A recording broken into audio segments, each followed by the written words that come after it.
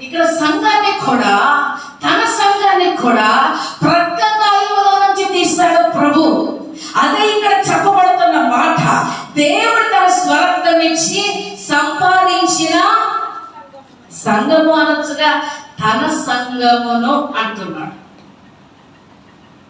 ఈ రక్తముతో విమోచించి, ప్రాణం అనే వెల చెల్లించి నిన్ను విడిపించి, సంఘములో కూర్చుండబెట్టి, వాక్యం అనే పాలతో నిన్ను పెంచుతూ, వాక్యం అనే ఉదక స్నానముతో నిన్ను పవిత్రపరుస్తూ, దేవుని ఎదుట నిలబడాలని పరిశుద్ధాత్ముడు ప్రయాసపడుతున్నాడు.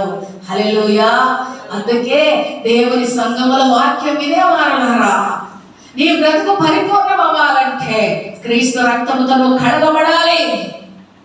వరించబడిన గొర్రెల రక్తము ప్రతి మనిషికి రక్షణ స్థలంగా చేస్తుంది. కాబట్టి యేసుని నమ్మావా, ఆయన రక్తముతో నువ్వు కడగబడాలి, పవిత్రపరచబడతావు, విమోచించబడతావు. అర్థమైన